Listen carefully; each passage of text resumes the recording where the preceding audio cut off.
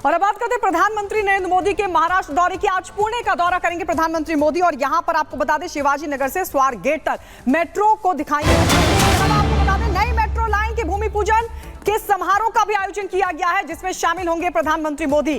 तो आज पुणे दौरे पर रहेंगे मोदी। ये बड़ी जानकारी आपको दे दें, शिवाजी नगर से स्वारगेट मेट्रो को हरी झंडी दिखाएंगे।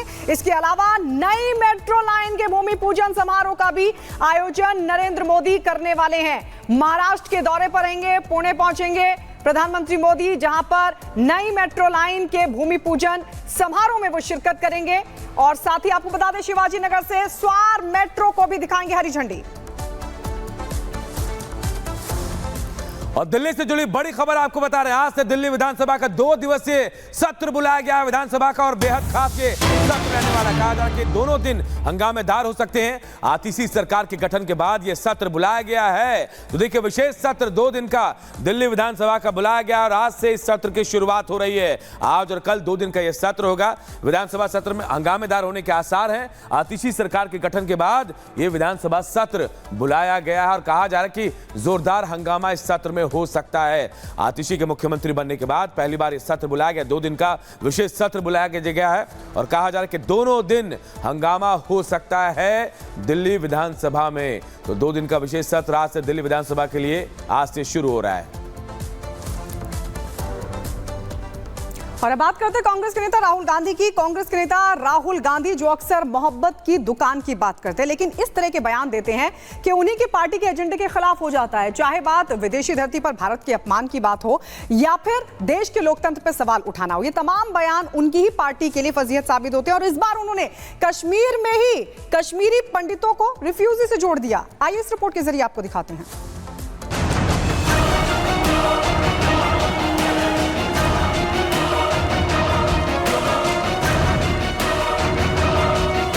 राहुल गांधी मतलब विवादों के बेताज बादशाह। जब बोलते हैं कुछ ऐसा करते हैं कि सियासी बवंडर खड़ा हो ही जाता है। राहुल गांधी को यूं ही नहीं बालक बुद्धि कहा जाता है। अब राहुल बाबा ने ऐसा क्या बवाल कर दिया जो उनका बालक बुद्धि वाला तमगा फिर से चमकने लगा, और कैसे उनका झूठ पकड़ा गया है, पूरी कहानी आंकड़ों के जरिए बताएंगे। पहले सुन लीजिए मामला क्या है। ये मेक इन इंडिया बात करते रहते हैं। इजराइल की कंपनी ड्रोन बनाती है, लेबल अदानी का लग जाता है। मेक बाय अदानी हो गया है, मेड इन इंडिया नहीं हुआ है। पीओके से रेफ्यूजीज आए, सॉरी कश्मीरी पंडित से जो मनमोहन सिंह जी ने वायदा किया था वो वायदा पूरा किया जाएगा। कश्मीर में चुनाव है तो वहां राहुल ने जो पार्टी की थू-थू कराई है वो आपको अच्छे से सुनाएं। उससे पहले जान लीजिए कि देश में मेक इन इंडिया अभियान को 10 साल पूरे हो चुके हैं। यानी मोदी की आत्मनिर्भरता की मुहिम भारत को आगे ले जा रही है। लेकिन राहुल इसमें भी देश को बदनाम करने से नहीं चूके। मगर राहुल बाबा ये करने से पहले ये आंकड़े देख लो, जो मोदी सरकार के मुताबिक कुछ यूं है कि मेक इन इंडिया कैंपेन के तहत 10 सालों में हर घंटे भारत में एक नया स्टार्टअप खुला है। स्टार्टअप की संख्या 2014 में 350 थी, जो अब बढ़कर करीब 1.5 लाख हो चुकी है। 8.5 लाख से ज्यादा नौकरियां इस अभियान के तहत पैदा हुई हैं।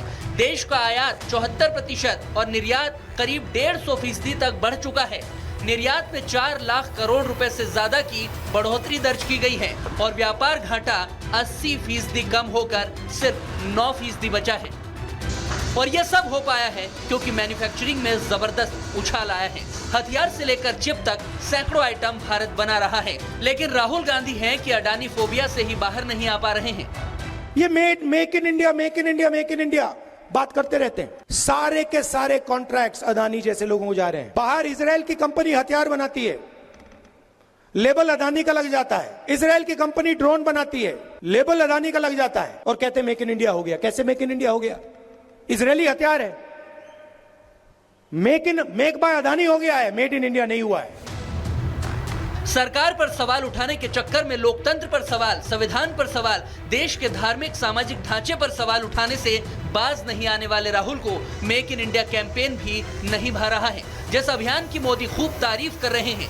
लेकिन इतना ही नहीं, राहुल को तो अब कश्मीरी पंडितों और रिफ्यूजी में भी फर्क दिखाई नहीं दे रहा। पीओके से रेफ्यूजीज आए, उनसे मनमोहन सिंह जी ने वायदा किया था वो वायदा पूरा किया जाएगा। सॉरी कश्मीरी पंडित से जो मनमोहन सिंह जी ने वायदा किया था वो वायदा पूरा किया जाएगा। भूल कर ही सही, लेकिन जैसे ही जम्मू कश्मीर में राहुल ने यह बयान दिया तो बीजेपी भड़क गई। जो 50 वर्ष से ऊपर व्यक्ति है उनको रेफ्यूजी जो पीओके के हैं और कश्मीरी पंडित जो है उनके बीच का अंतर नहीं पता। और वादे तो कई लोगों को किए हैं कांग्रेस ने, पर कभी वादे पूरे किए नहीं हैं। तो अब किस किस का वादा पूरा करना है, किस किस का वादा किया था, किस किस को वादा नहीं किया था, ये याद कैसे रहे युवराज को। तो इसीलिए कंफ्यूजन तो है ही, स्लिप ऑफ टंग नहीं, ये दरअसल राहुल गांधी का स्लिप ऑफ कैरेक्टर है जो सामने निकल कर आ गया। क्या जुबान फिसली है या फिर वाकई राहुल गांधी कश्मीरी पंडितों को रिफ्यूजी मानते हैं? चुनाव के बीच ये बयान बहुत बड़ा झटका दे सकता है। Bureau report, Republic Bharat. और अजमेर की ख्वाजा मोइनुद्दीन चिश्ती दरगाह को लेकर हिंदू सेना ने बड़ा दावा किया है। हिंदू सेना की माने तो मुस्लिम आक्रांताओं ने शिव मंदिर को तोड़कर यहां दरगाह बना दी। इसके बाद यह मामला सिविल कोर्ट पहुंच गया, लेकिन सिविल कोर्ट ने यह कहकर सुनवाई से मना कर दिया कि ये उनके अधिकार क्षेत्र में नहीं है। और अब याचिकाकर्ता इस केस को कोर्ट में, यहां जिला कोर्ट में ट्रांसफर करने के लिए आवेदन देने की तैयारी कर रहा है। रिपोर्ट आप सबको दिखाते हैं।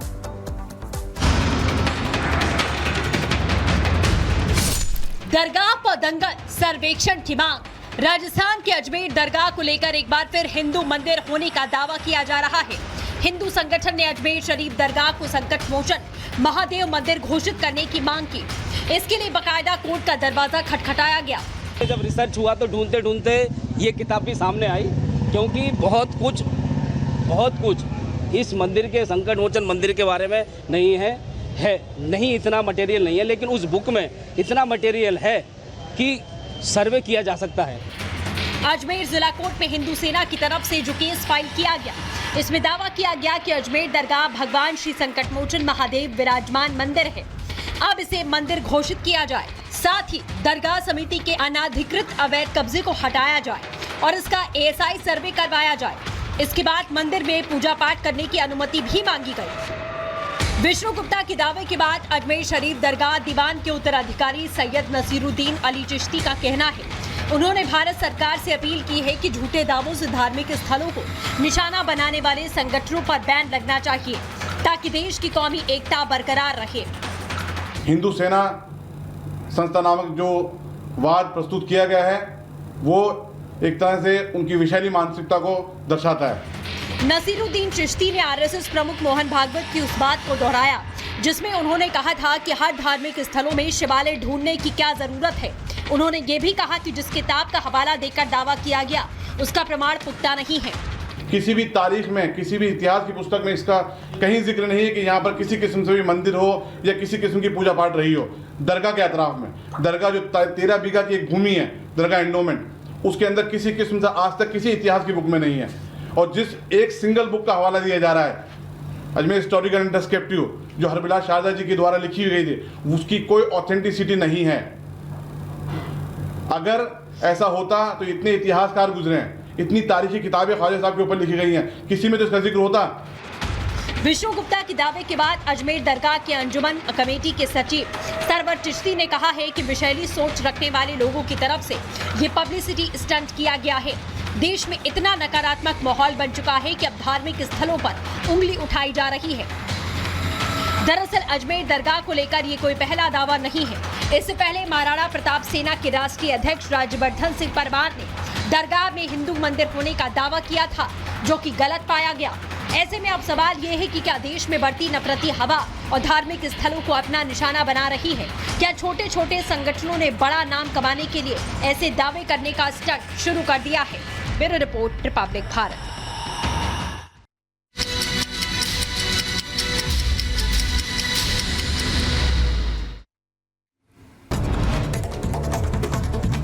भारत की शानदार पैलेस ऑन व्हील्स ट्रेन पहली यात्रा के लिए हुई रवाना। नई दिल्ली सफदरजंग रेलवे स्टेशन से किया गया रवाना। ये ट्रेन जयपुर, सवाई माधोपुर, चित्तौड़गढ़, उदयपुर, अजमेर, जैसलमेर, जोधपुर, भरतपुर और आगरा के ताजमहल तक पहुंचेगी। मध्य प्रदेश के शाजापुर में मामूली विवाद में 2 पक्षों में चली गोली। हमले में एक शख्स की मौत, 6 लोग घायल। पुलिस मामले की छानबीन में जुटी। तमिलनाडु के शिवकाशी में गोदाम में लगी भीषण आग, पटाखों से भरा था ये गोदाम। त्योहार पर देश के कई शहरों में होनी थी सप्लाई, आग में भारी नुकसान की आशंका। मध्य प्रदेश में ग्वालियर जिला कोर्ट की नई बिल्डिंग से युवती ने खुदकुशी की कोशिश की। न्यायालय परिसर में मौजूद सुरक्षा कर्मियों ने युवती को कूदने से रोका। पटना में बदमाशों ने रंगदारी के लिए दिन दहाड़े की ताबड़तोड़ फायरिंग, इलाके में मचा हड़कंप, पुलिस बदमाशों की तलाश कर रही। यूपी के झांसी में उधार दिए पैसे मांगने पर विशेष समुदाय के लोगों ने युवक की पिटाई की। वीडियो सामने आने के बाद हरकत में आई पुलिस। 2 आरोपियों को पुलिस ने किया गिरफ्तार। दिल्ली के गांधीनगर कपड़ा मार्केट में दबंगों ने मचाया उत्पात, दुकान में घुसकर की तोड़फोड़, पुलिस ने 4 आरोपियों को धर दबोचा। दिल्ली में महिपालपुर फ्लाईओवर पर चलती कार में लगी भीषण आग, किसी के हताहत होने की खबर नहीं। उत्तर प्रदेश के बुलंदशहर में कांस्टेबल पिता की नाबालिग बेटे ने चाकू से गोद कर की हत्या, कार की चाबी देने से इनकार करने पर गुस्साए नाबालिग बेटे ने की हत्या। यूपी के कुशीनगर में जाली नोट मामले में एक और आरोपी का एनकाउंटर, पुलिस मुठभेड़ में 25,000 का इनामी मुस्तकिम घायल हुआ। सपा नेता समेत 11 आरोपी हो चुके हैं गिरफ्तार।